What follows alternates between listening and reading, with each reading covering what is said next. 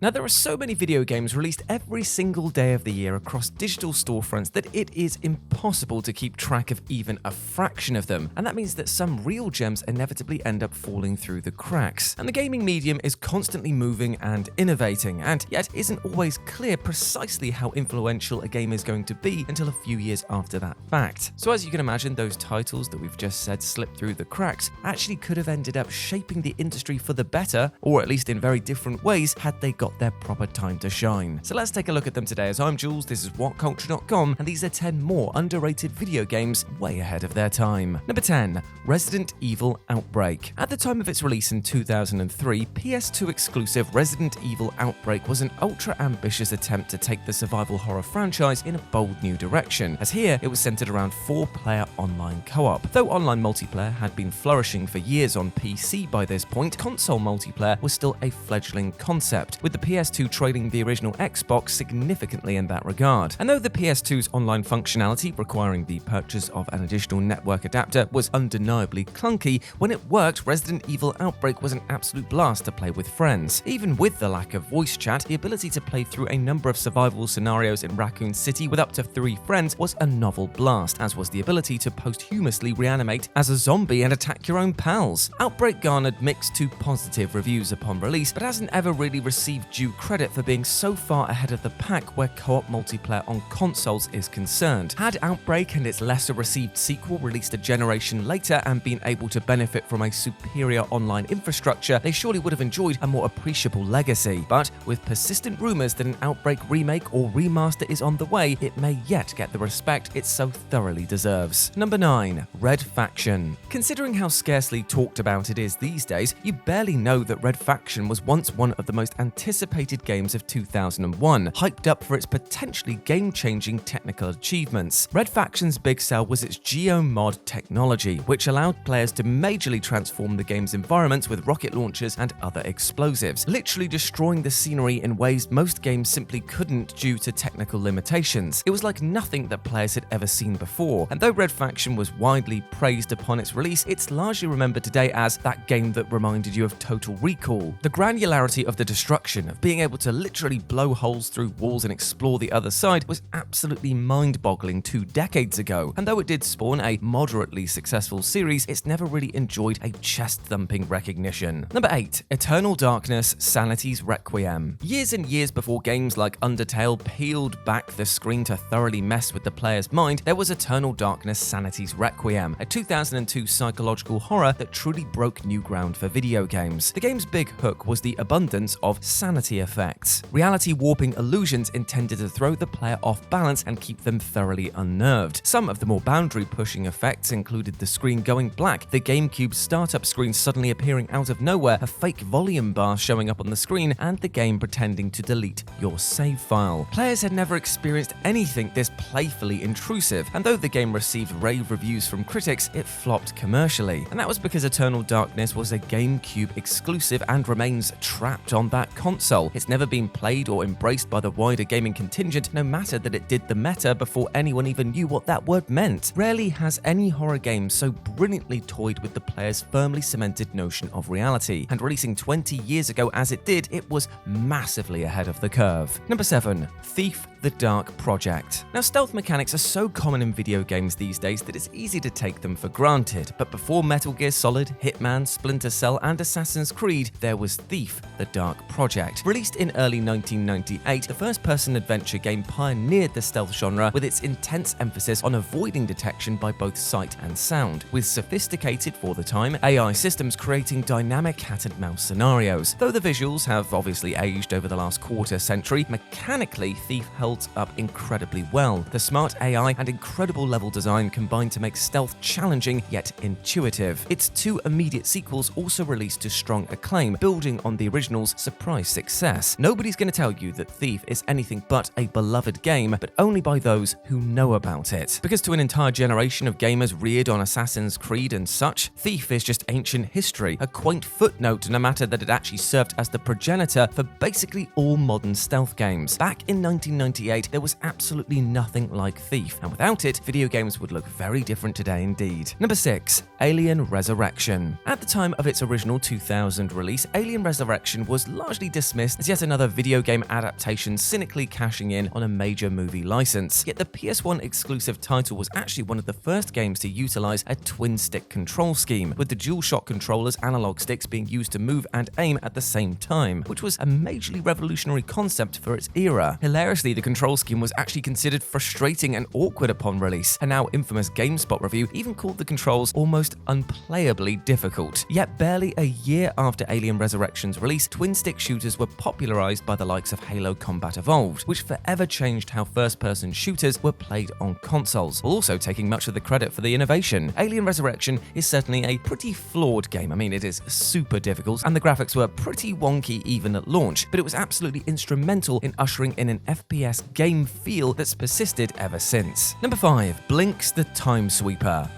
Let's pour one out for old Blinx the Time Sweeper, eh? An early action platformer for the original Xbox, which was initially conceived as the platform's furry-faced mascot, basically being Microsoft's answer to Mario or Sonic. Yet Blinx, while receiving broadly positive reviews upon release, failed to make a dent commercially, before a similarly received sequel planted the final nail in the IP's coffin. And though the game's controls were understandably criticized, Blinx was absolutely revolutionary in introducing the ability for players to manipulate time, reversing it, slowing it down, speeding it up, and freezing it entirely. This is a mechanic that's considerably more commonplace nowadays in video games, and per the more complex architecture of modern gaming hardware, basically something that we actually take for granted. But back in 2002, it represented a major technological breakthrough, with the rewind feature achieved by having the Xbox continuously record gameplay onto its 8GB hard drive, allowing it to then be freely and comprehensively manipulated. Now, the time-altering gimmick enjoyed far more mainstream success with the likes of Prince of Persia: The Sands of Time, which released the next year, which, while being a far better game overall, wasn't nearly as nuanced or complex as Blinx due to the technical limitations of other platforms that it released on. Number 4. Time Splitters 2. Oh man, Time Splitters 2, what a game. There's an entire generation of gamers who remember rushing home from school to play this masterful multiplayer first-person shooter with their friends for hours and hours on end. And though the series sadly never became a wider breakout hit, it remains much loved by basically anyone who did play it. Developed by Free Radical Design, primarily ex-Rare employees who worked on the innovative GoldenEye 007 and Perfect Dark, Time Splitters 2 was a tectonic leap from the basic but enjoyable first game. Beyond its playful cinematic campaign, the real meat of Time Splitters 2's gameplay was its mesmerizing multiplayer suite, which took the already amazing multiplayer of GoldenEye and injected it with a weapons-grade dose of steroids. With more than 120 wild and wacky characters to choose from, it's easy to see this game as a predecessor to the glut of hero shooters that we have today, focused on players being able to express themselves through their colorful avatar. And then there was the expansive array of multiplayer modes, from the basic deathmatch and capture the flag offerings all the way to the legendary virus mode, where one player must infect all others with a disease, tag style, to end the game. Throw in a bevy of challenge modes and meaningful unlockables, and it's clear that Time Splitters 2 paved the way for the modern shooter as it is today, even if it is difficult to imagine any contemporary multiplayer first-person shooter offering so much content in a base package. Nowadays, most of these characters would be carved out and sold off to players through DLC and microtransactions, and so it'll certainly be interesting to see how the in-development new Time Splitters game will navigate the changed gaming landscape. Number 3. System Shock 2. The original 1994 System Shock was a hugely influential first-person shooter, yet its 1999 sequel somehow delivered an even more pivotal and tide-changing entry into the genre. You see, System Shock 2 was an envelope-pushing hybrid of FPS and RPG, presenting players with a bevy of customization options which were virtually unheard of in the genre at the time. While most FPS games of the era were single-mindedly centered on shooting enemies, System Shock 2 allowed players to fine-tune their characters' abilities and weapons however they wished, introducing more meaningful progression into a genre that typically stopped at handing you just a bigger and better gun. Sadly, like its predecessor, the sequel flopped commercially despite enthusiastically positive reviews, yet it nevertheless had a huge influence upon the FPS, with games like Deus Ex clearly borrowing from its winning feat of genre fusion. These days, RPG-esque customization is commonplace in an FPS game, and that all goes back to System Shock 2. Number 2. The Getaway. Today, 2002's The Getaway is largely remembered as a decent but very flawed GTA clone, which rather uncharitably ignores the game's own very distinct breakthroughs. You see, The Getaway was delayed over 2 years due to Team Soho's decision to photorealistic quickly recreate large areas of London, and in the team's defense, it remains one of the most impressively grounded open worlds in any video game to this day. While the PS2-era Grand Theft Auto games got around the technical limitations by splitting their worlds into several separate locations, the Getaway continuously streamed the surrounding environment to the player as they moved around it, giving the impression that they were playing in a teeming, actually alive sandbox. Despite its Guy Ritchie-esque crime caper plot, the Getaway was thoroughly concerned with gritty realism, opting for a minimalist HUD in which players were guided to their next objective by their car's taillights, and a character's low health was only indicated to them by limping or bleeding on screen. Moving characters around was also slow and clunky in a manner kind of not too dissimilar to Red Dead Redemption 2, a fact that frustrated many expecting a more fast-paced, arcadey romp in the vein of GTA. But looking back at it now,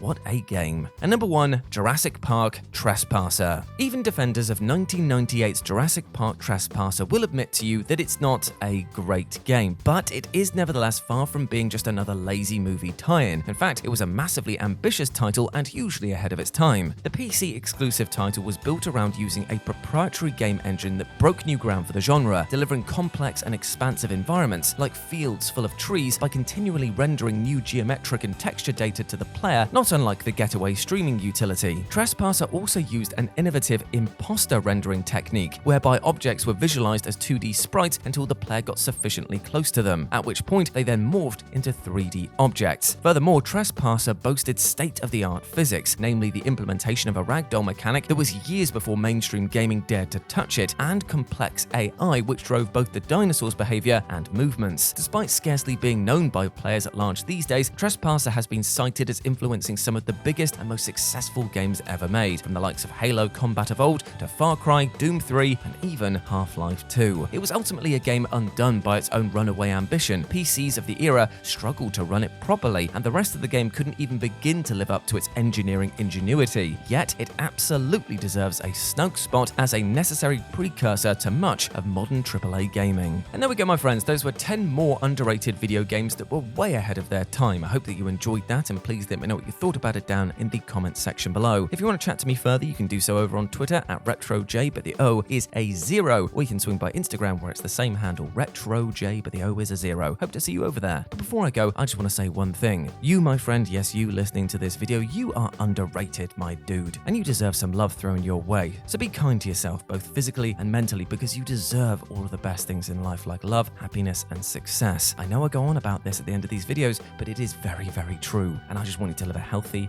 and happy life because you are a massive ledge. Now go out there and absolutely smash it. As always, I've been Jules. You have been awesome. Never forget that, and I'll speak to you soon. Bye.